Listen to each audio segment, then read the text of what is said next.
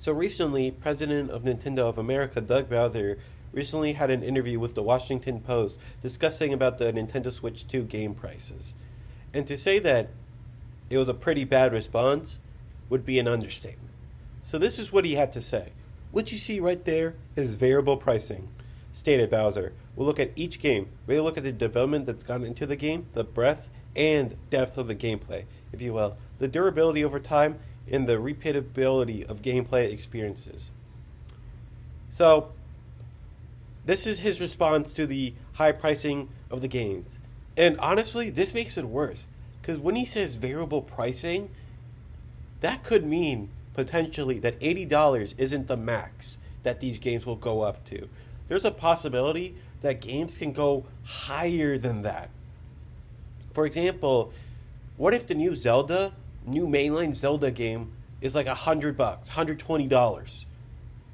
Because according to him, hey, if the game if the game matches these criterias or whatever, if they view that this game is worth $120, they will sell it to you for $120.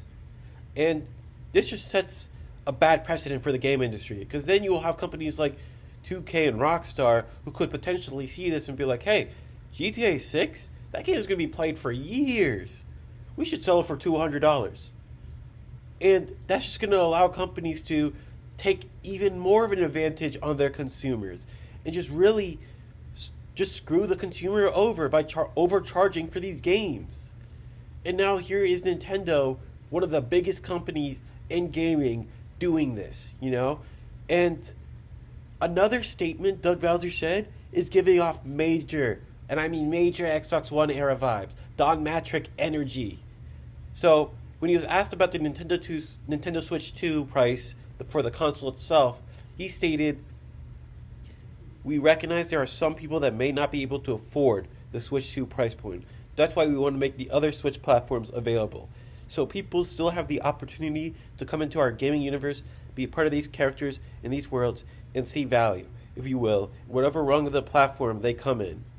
Now, if you remember back in 2013, when Don Matrick was asked about the Xbox One and about its always online internet connection, he pretty much told consumers that, hey, if you don't have an always online internet, if you don't have readily available internet, buy a 360.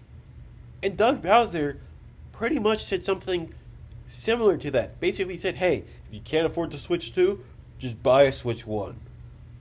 And it just really shows just how arrogant Nintendo has gotten, Because during the Switch 1 era, at the very beginning, it felt like Nintendo was actually being clear of their game prices and the console itself. The Switch originally came out at $300, which was a very fair price, especially when other consoles like the PS4 and Xbox One came out at $400 to $500, which for the time that was a pretty fair price. But now, in my opinion, though, the Switch 2 console price itself isn't too bad. It's $450, but it is getting a little close to these higher end consoles like the Series X and PS5 price point.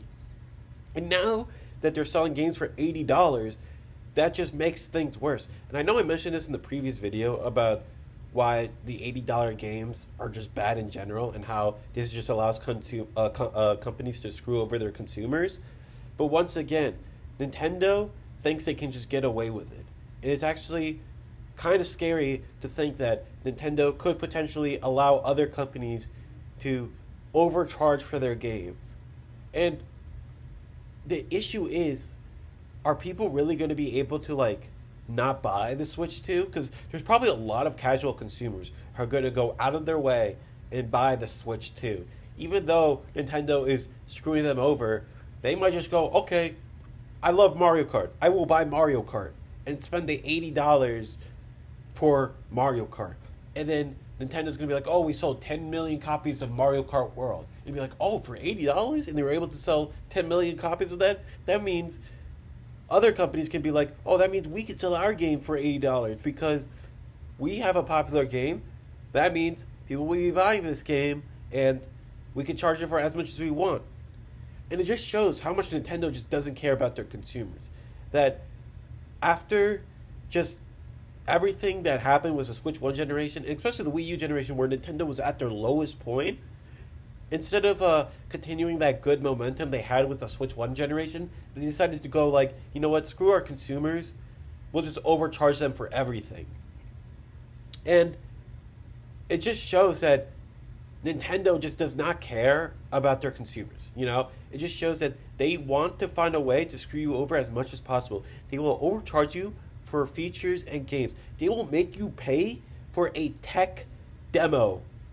Once again, they will make you pay for a tech demo to show off their brand new system. They will have a button on their device, the C button, and make you pay for that button, to use that button.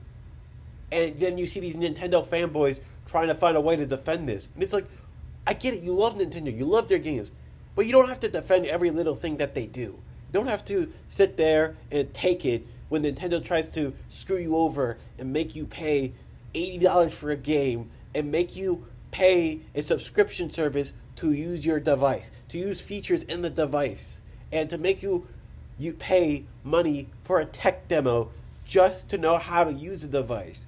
You see companies like PlayStation giving tech demos for free, which is like Astrobot. You see Xbox having services like Game Pass and being relatively pro-consumers. And when they do mess up, they go back on their anti-consumer practices. But then you have Nintendo, who goes, they're going to buy it anyways. I don't care if they complain. They're going to buy it anyways. Yeah, they're going to cry about Mario Kart World right now, but they're going to buy Mario Kart World. And they just, it's just such a just horrible thing that Nintendo is doing. That they are able to just screw over their consumers and just make them pay absorbent amount of money for their games. And I get it, Nintendo games are great, but people, you gotta like realize, hey, if you buy the Nintendo Switch 2 games at $80, you are letting Nintendo get away with it. You are enabling Nintendo's bad behavior and allowing them to screw you over some more. Like, honestly, after all this situation, I don't think I'm going to get a Nintendo Switch 2. Definitely not at launch or near launch. I'm going to wait until Nintendo backtracks from their anti-consumer behavior, which I doubt they're really going to backtrack all that much. But I'm going to wait until they look at the games and they drop the price and they don't do $80 games. I'm not spending $80 on the game. If I do get a Switch 2, I'm going to buy the games on sale. And I know Nintendo games don't go on sale, but I'll buy them used. I will not pay $80 for your games. No. You're not going to get away with doing that. And I think people should realize that Nintendo is trying to screw you over and make sure they don't get away with this. Because remember, they tried something similar with the 3DS. The 3DS was $250. And when people saw that, they were like, no, we are not buying that. And they didn't buy that. And you know what Nintendo did? They dropped the price to, I believe, like $170, $180. So there has been a period in time where Nintendo tried something like this, but then got screwed over and had to go back on their pricing.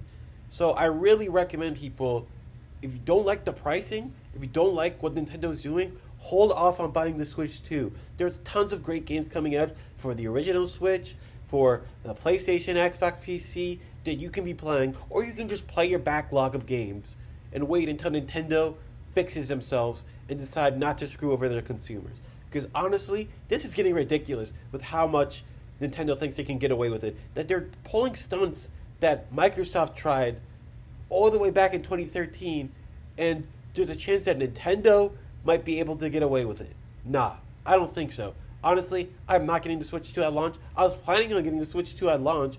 You know, I was so hyped for that console because I honestly love the Switch original. I have the Switch OLED. I really enjoy that device. But after seeing all these anti-consumer behavior coming from Nintendo, I decided, you know what? I'm not getting this at launch. I'm going to wait until they backtrack on their $80 games, or wait until the device goes on sale, or pick it up used and just buy used games for it. Because honestly, I do not like Nintendo's behavior right now, and I think they are trying to screw over the consumers. But that's all I have for today. I'll talk to you guys later. See ya.